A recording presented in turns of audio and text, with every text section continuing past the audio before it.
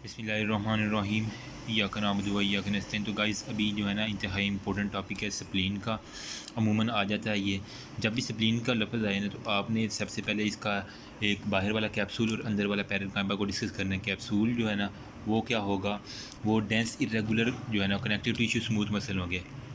Dense, let me focus it यार, dense irregular connective tissue हो गया, ठीक हो गया। जबकि जो होता है पैरेन्काइमा, पैरेन्काइमा की बात आएगी तो आपने उसके अंदर लिखनी है ट्रबैकुलर लिखनी है। उसके अंदर जो है ना फिर ट्रबैकुलर आर्टरीज आ जाती हैं जो आपको ऑलरेडी पता है। उसके बाद जो है ना रेड पुल्प एक आपने नहीं भूलना, ठीक है। ये मैं वाइवाइज के बारे में भी बता रहा हूँ, फिर ड्रा भी करते हैं। फिर करना है वाइट पुल्प, जिसके अंदर आरबीसी होंगे ना नज़र आएगा वो रेड पुल्प होगा, जिसके अंदर आरबीसी नहीं होंगे वो वाइट पुल्प होगा, ठीक है।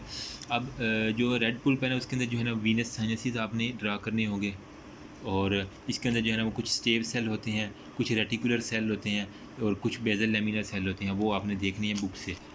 स्टेव सेल एक नहीं भूलना, फिर रेटिकुलर सेल होती हैं, ठीक है। और इसके अलावा जो है ना एक इम्पोर्टेंट बात रेड पुल्प के अंदर जो है ना वो होती है स्प्लेनिक कार्डा बिलरोथ होगा। ये इंतहाई इंपॉर्टेंट है, हर वाइवाइज के अंदर पूछती हैं बिलरोथ हो गया। ये आपने बुक से सारे का सारा एक दफ़ा स्टडी कर लेना है। मैं आपको सिर्फ सुपरफिशियल रिव्यू दे रहा हूँ ये चार्ट की फॉर्म में। स्प्लेनिक कार्डा बिलरोथ हो गया, रेड पुल्प हो गया, वाइट पुल्प हो गया, कैप्सूल हो गया, डेंस इरेगुलर कनेक्टिव टिश्यू हो गया, ट्रबैकुलर हो गया, ट्रबैकुलर आर्टरीज हो गया। इसके अलावा जो होता है ना वाइट पुल्प, इसके अंदर एक जो मेजर बात आती है वो होती है पाल्स, पूछते हैं PALS। हाँ, इसी तरह ये पूछते हैं व्हाट इज़ पाल्स, तो आपने बताना है प्री आर्ट्रियोलर लिम्फेटिक शीथ, ठीक है।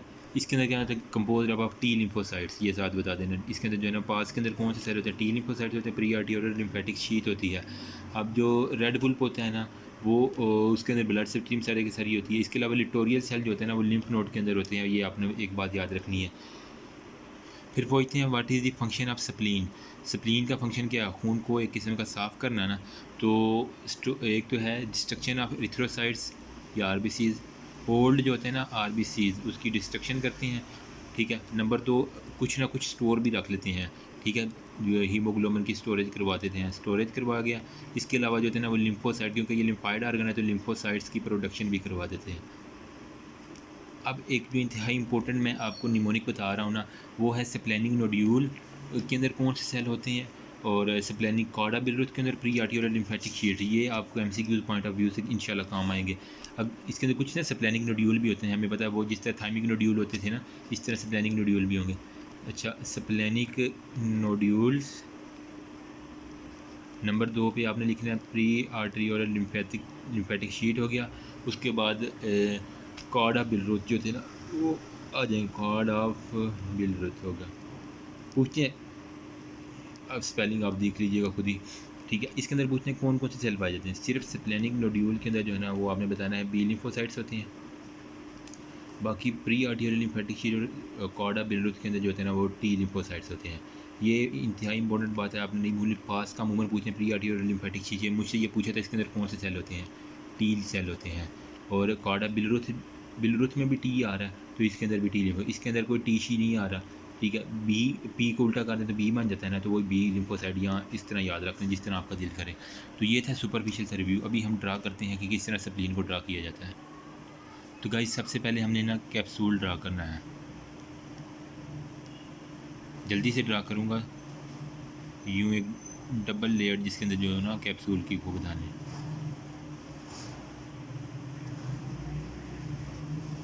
यूँ कर दें। उसके बाद करना है ट्रबैकुलर कनेक्टिव टिश्यू,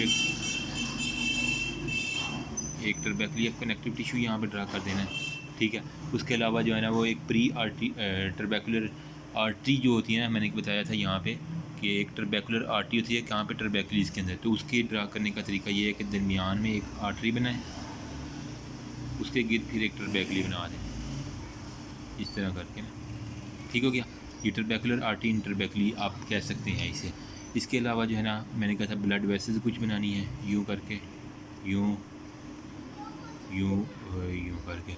उसके अलावा जो है ना प्लानिंग नोड्यूल बनाने हैं, उसके लिए आपने क्या करना है, सिंपल ये पेंसिल पकड़नी है, और पहले जो है ना स्प्लैनिक नोड्यूल बना देने हैं। इस तरह ट्रायंगुलर शेप स्प्लैनिक नोड्यूल हो गया। इसके गिर जो है ना फिर इसके बिल्कुल नीचे प्री आर्टियोलर लिम्फेटिक शीथ है ना, तो एक आर्टरी बना के उसके गिर जो है का से टी लिम्फोसाइट सारे के सारे आपने स्कैटर्ड कर देने हैं। इसको भी नोड्यूल को भी साथ लेके ना, स्प्लैनिक नोड्यूल के गिर्द क्या था, बी लिम्फोसाइट आ जाएंगे, ठीक है। जबकि जो प्री आर्टियोलर लिम्फेटिक शीथ है उसके गिर्द क्या आ जाएंगे, टी लिम्फोसाइट आ जाएंगे, स्कैटर टी लिम्फोसाइट। यूँ करके आपने बना देना। ओके हो गया। एक इस तरह का स्ट्रक्चर यहाँ बना दे, एक यहाँ पे बना दे, एक यहाँ पे बना दे। चलिए मैं बना ही देता हूँ यूँ, ठीक है। अब इसके नीचे फिर एक प्री आर्टियोलर लिम्फेटिक शीथ और सारे के सारे के गिर्द प्री आर्टियोलर के गिर्द जो थे टी लिम्फोसाइट्स, जबकि स्प्लैनिक नोड्यूल के गिर्द बी लिम्फोसाइट्स हो गया। और कॉर्डा बिलरोथ, ठीक हो गया। अब उसके बाद जो कि हमारा गया रेड पुल्प हो गया और वाइट पुल्प हो गया। सिंपल कुछ इस तरह ड्रा कर दें। इनमें से कुछ रेड पुल्प अब बनाएंगे फिर आगे। अब ये जो इससे मैं ड्रा कर रहा हूँ ना, हमें कहा था कि रेड पेंसिल से ड्रा करने हैं, लेकिन मैं इसी से कर रहा हूँ। ये रेड पुल्प होंगे सारे के सारे, क्योंकि red pencil I think don't think allow करते हैं वो UHS वाले। ओके हो गया। अब जो कैप्सूल है ना, इसको थोड़ा सा अरेंजमेंट कर लें, ये वाले इस तरह कर लें। कैप्सूल के अंदर फिर कुछ आप ब्लड वेसल्स बना दें।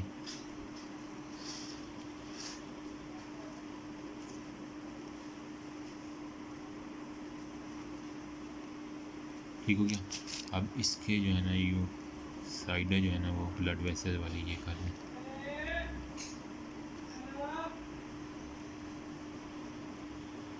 और इनके गिर ना कुछ फाइब्रोब्लास्ट यूँ कर लें। और ये आपके सारे का सारा कैप्सूल भी ड्रा हो गया। प्री आर्टियोलर लिम्फेटिक शीट को थोड़ा सा यूँ डार्कन कर दें, ठीक है। यहाँ पे भी कुछ इस तरह करके बना दें। और ये जो है ना ट्रबैकली, इसको भी ऐसे कर लें, ठीक है क्या। अब इसके अंदर भी कुछ, ताकि ये ट्रबैकली मुकम्मल आपको लगे। अब जो ब्लड वेसल्स रह गई थी उसको थोड़ा सा डार्कन कर दें ताकि इनकी प्रॉपर शेप आ जाए यूँ। ओके हो गया। अब इनकी जो है ना आलमोस्ट सारी की सारी कंप्लीट होगी। अब इसको मैं लेबल करने लगा हूँ। बाहर वाला जो था इसको मैंने कहा था कैप्सूल, ठीक है। ये वाली थी ट्रबैकुलर आर्टरी इंटरबैकली,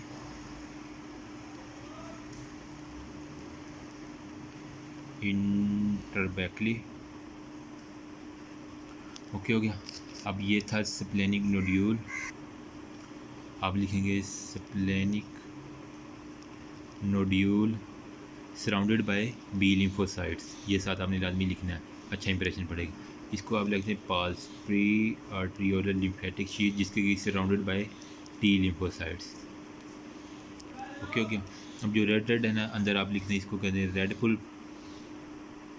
जो बाकी बच गया उसके आप लिख दें वाइट पुल्प, ठीक है। एज सच कोई इतना आइडेंटिफिकेशन नहीं है, बस जहाँ पे रेडिश आपको नज़र आए रेड पुल्प, जो वाइट एरिया हो वहाँ पे आपने वाइट पुल्प लिख देना है। इसको मैं कह रहा हूँ ट्रबैकली ऑफ कनेक्टिव टिश्यू, इसको कह दिए आप blood vessel. Pre arteriolar lymphatic sheath के अगर डेफिनेशन पूछ लेना, ये कहाँ पे गया अभी ये वाला प्री आर्टियोलर लिम्फेटिक शीथ, आप कहेंगे कि central artery surrounded by lymphoid sheath. नाम में ही काम है, central artery surrounded by lymphatic sheath, तो इसे कहते हैं प्री आर्टियोलर लिम्फेटिक या पाल्स हो गया। इसके अलावा जो है ना एक MCQ आता है, लार्जेस्ट लिम्फाइड आर्गन कौन सा है, ना तो थाइमस है ना लिम्फ नोड है, वो कौन सा है, स्प्लीन। S जो है ना S, ये सबसे बड़ा है स्प्लीन। तो ये आलमोस्ट सारे का सारा स्प्लीन कंप्लीट हो गया। If you have any query you can ask me in comment section. अगर मुझ कोई गलती हुई है तो आप अपने डेमो से कंसल्ट करके प्रॉपर मुझे बता सकते हैं कि जहाँ मैंने गलती की। अपनी तरफ से पूरी कोशिश की है फॉल्ट फ्री वीडियो बनाऊँ, फिर भी इंसान खता का पुतला, अगर कुछ ना कुछ गलती रह जाए तो काइंडली बता दिया। अगर कमेंट सेक्शन ओपन, अगर किसी की कोई क्वेरी हो तो कमेंट सेक्शन ओपन, आप उसके अंदर बता देंगे। थैंक यू सो मच, अल्लाह हाफिज़।